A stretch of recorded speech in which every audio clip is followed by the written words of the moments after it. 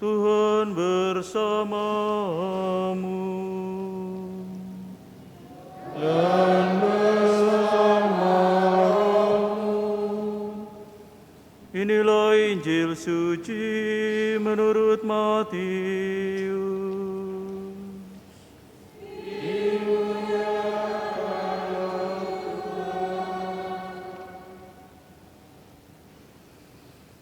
Sekali peristiwa, Yesus bersabda kepada ke-12 muridnya, "Janganlah kamu takut terhadap mereka yang memusuhimu, karena tidak ada sesuatu pun yang tertutup yang tidak akan dibuka.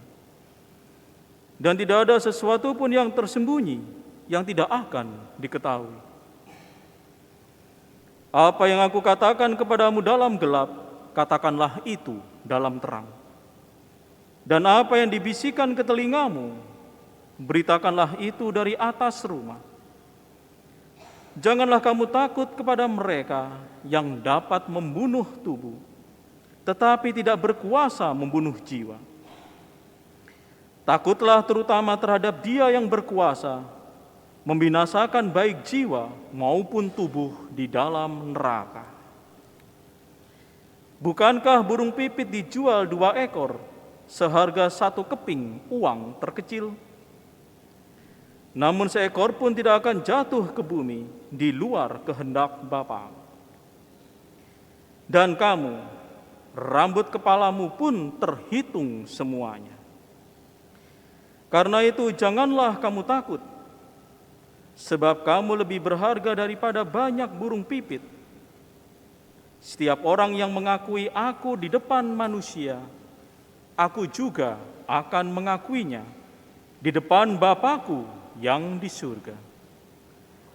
Tetapi siapa saja yang menyangkal aku di depan manusia, aku juga akan menyangkalnya di depan Bapa-Ku yang di surga."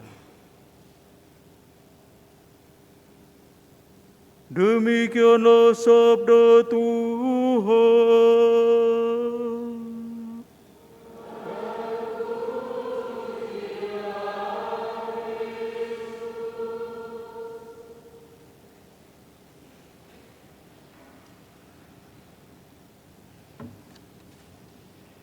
Saudara-saudari yang terkasih, Tuhan kita Yesus Kristus amat peduli dan memperhatikan umat-Nya. Oleh sebab itu Dia tahu apa yang menjadi keinginan mendasar dari umat-Nya, yang tiada lain, yakni tentang tujuan hidup dari umat manusia. Tuhan mengetahui keinginan umat-Nya yang bertujuan hidup untuk memperoleh rasa damai, tenang, dan bahagia.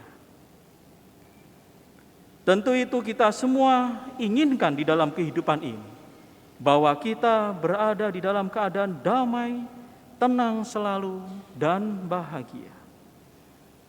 Oleh sebab itulah, maka Tuhan kita Yesus Kristus memberikan nasihat hikmat kebijaksanaannya di dalam Injil hari ini. Dia berkata, "Janganlah takut."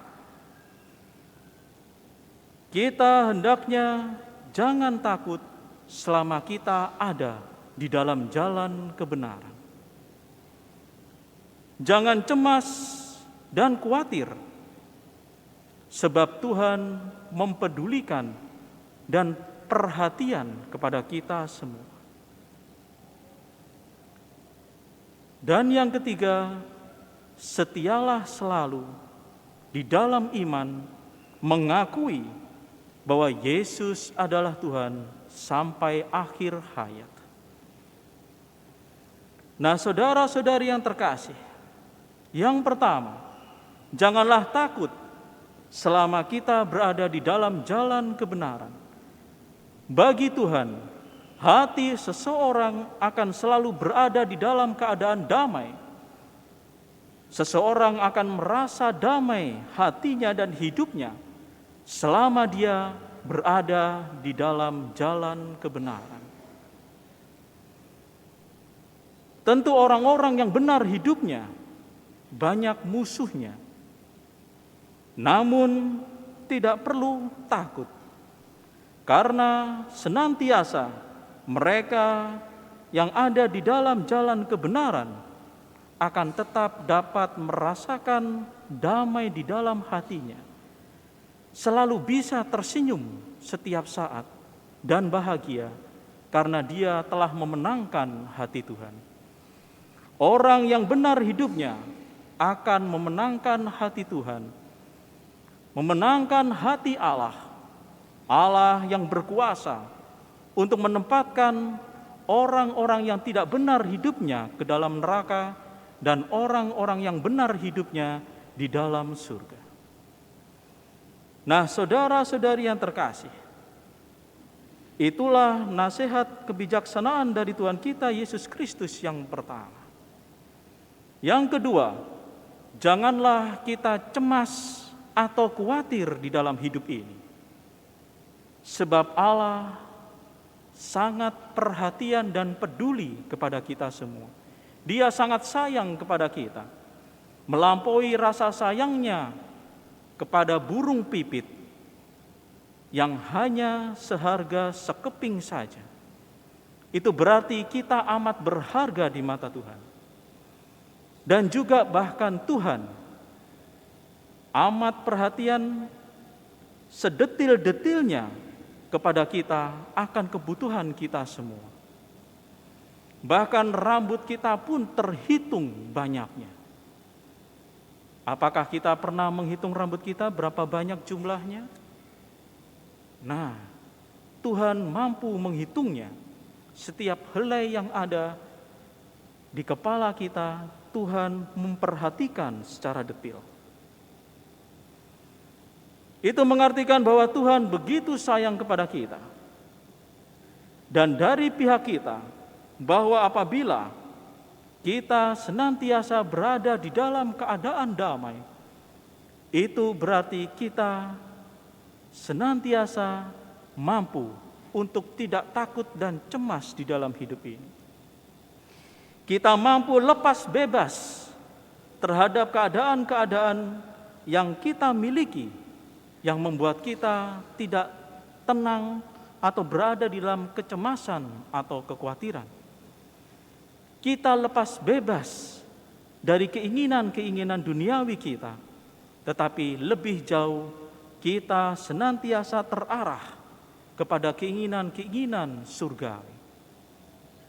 Demikianlah saudara-saudari yang terkasih, bahwa kita tentunya bersikap lepas bebas, tidak panik atau cemas di dalam kehidupan ini, sebab Tuhan selalu memperhatikan dan peduli kepada kita. Begitu pula di dalam doa-doa kita, kita juga tidak panik atau cemas, kita lepas bebas apabila doa-doa kita pun tidak terkabulkan. Kita lepas bebas dan sabar, tidak memaksa Tuhan. Di dalam kekalutan, kecemasan, dan kekhawatiran kita, kita pun tetap lepas bebas, tidak memaksa Tuhan untuk segera mengabulkan doa-doa atau permohonan kita. Dan ini dapat kita temukan bagaimana agar kita senantiasa tidak berada di dalam keadaan memaksa Tuhan mengikuti keinginan kita. Ya, ada contoh misalnya, ada seorang anak. Dia berdoa kepada Tuhan. Dia pergi ke ruang doa di rumahnya. Mulai dia berdoa kepada Tuhan dan meminta, Tuhan, saya memiliki teman yang kata-katanya pedas dan selalu menyakitkan hati saya. Saya dibuli olehnya. Oleh karena itu saya minta Tuhan, bikin bibirnya sumbing. Dan dia tidak bisa lagi untuk menghina saya atau membuli saya. Lalu permintaan kedua, Tuhan, saya kesepian. Papa selalu bekerja, saya tidak ada teman. Mama sibuk, saya butuh teman. Saya minta PS5, PlayStation 5 ya, seri 5. Lalu Tuhan, saya juga minta supaya mama saya itu tidak suka marah-marah lagi. Saya berkata satu kata, mama membalasnya 50 kata. Saya minta mama supaya bisa tenang dan diam berhadapan dengan saya. Saya minta permintaan ini Tuhan, kabulkan sebulan lagi. Mulai dia pergi, terus dia merasa sebulan terlalu lama, dia balik lagi ke meja doa. Tuhan, terlalu lama, saya minta seminggu lagi. Terus dia pergi, lalu balik lagi, terlalu lama seminggu Tuhan. Saya minta besok itu semua terwujud. Kalau tidak, mulai dia di meja doa itu ada Bunda Maria. Bunda Maria, patung Bunda Maria kecil begitu, dia ambil. Saya minta Tuhan, besok doa saya harus dikabulkan. Baru ibumu akan aku kembalikan. Nah, dia menyandra Bunda Maria. Dia menyandra Bunda Maria. Kalau tidak dikabulkan, saya tidak kembalikan ibu kamu. Lalu kemudian bapaknya berdoa juga setelah anaknya. Tuhan, saya minta supaya Engkau memberi saya uang yang banyak. Sungguh Tuhan, saya merasa sungguh-sungguh panik selama ini. Istri saya suka sekali shopping online. Hari ini Shopee, besok Tokopedia, besok lagi Blibli, besok lagi Bukalapak, tiap hari datang kiriman-kiriman. Uang dari mana Tuhan? Tolong, mulai hari ini juga saya meminta kepadamu agar dia berhenti untuk shopping. Nah, baik Tuhan, saya minta semoga sebulan ini semuanya bisa berlalu. Pergi bapaknya. Sebulan terlalu lama, balik lagi. Tuhan, saya minta seminggu.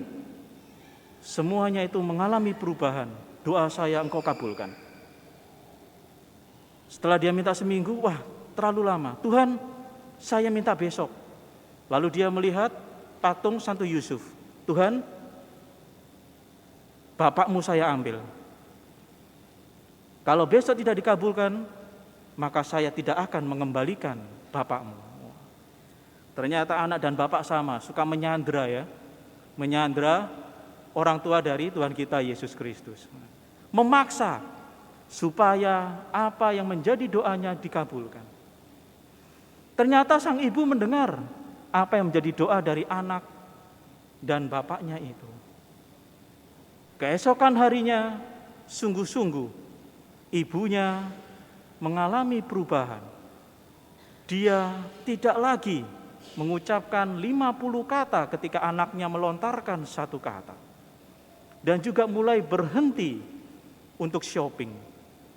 Tidak ada lagi kiriman-kiriman online hari itu. Maka bapak dan anak mengembalikan Santo Yusuf dan Bunda Maria ke meja doa itu lagi. Ada perubahan. Dan ternyata kemudian 2 hari kemudian kumat ternyata berubah kembali.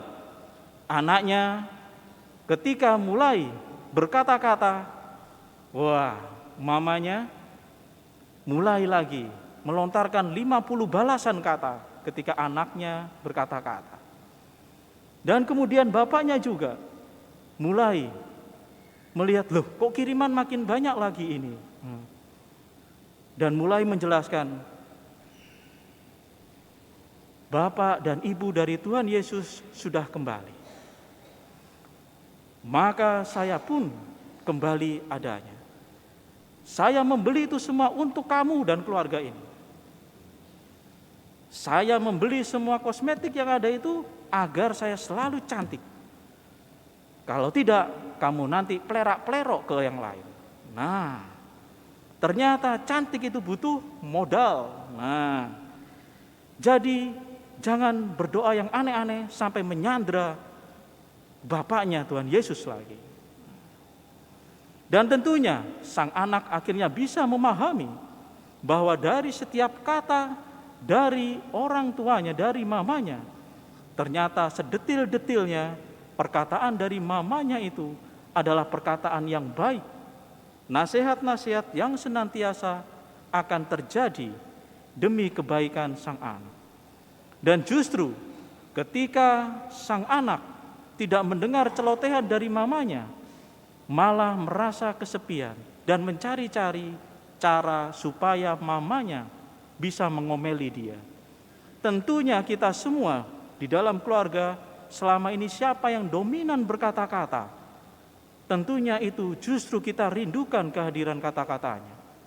Ketika kok sepi, kita mulai cari cara supaya bisa diomelin mama, supaya suasana itu di dalam rumah riuh dan gembira.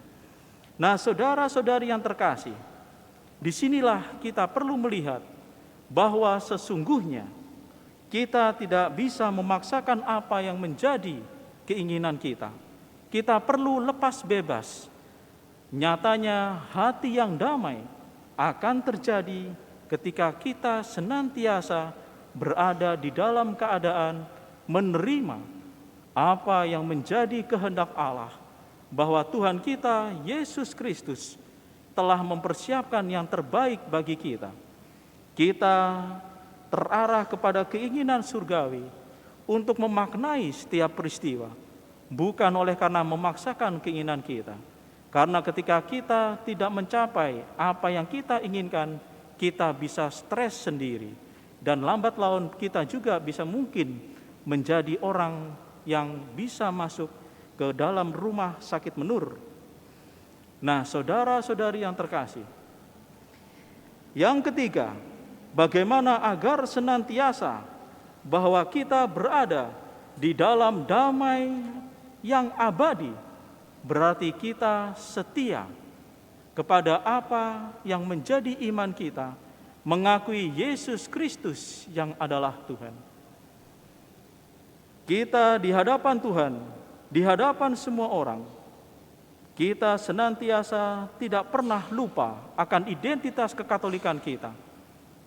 Mungkin di dalam masyarakat kita sering diganggu, atau kita ditolak, bahkan kita mungkin dipersekusi atau mengalami hal-hal yang tidak adil karena keimanan kita yang dalam tanda kutip mengakui Yesus yang adalah Tuhan. Dan itu bisa kita ketahui bahwa kita apabila senantiasa tetap setia di dalam iman kekatolikan kita, maka Tuhan akan mengakui kita di hadapan Bapa di surga. Dan tentunya dinding-dinding dari gereja ini adalah saksi di mana pribadi-pribadi yang ada tetap bertahan setia sebagai orang-orang Katolik, bahkan sampai bercucuran air mata ketika mengalami penindasan-penindasan atau penolakan-penolakan yang ada untuk berdirinya Gereja Katolik Santa Monica ini. Nah, saudara-saudari yang terkasih, demikianlah ketika kita senantiasa berada di dalam kesetiaan iman kita sebagai orang-orang yang mengakui bahwa Yesus Kristus adalah Tuhan, maka kita semua akan selalu berada di dalam dekapannya. Nama kita akan terukir di hatinya, dan kita semua akan menerima jaminan yang nyata bahwa Tuhan kita Yesus Kristus kelak akan menjadi pembela kita di hadapan Bapa, bahwa kita pun akan diakui oleh Tuhan kita Yesus Kristus di hadapan Bapa, sehingga kita diizinkan untuk memasuki kerajaan surga.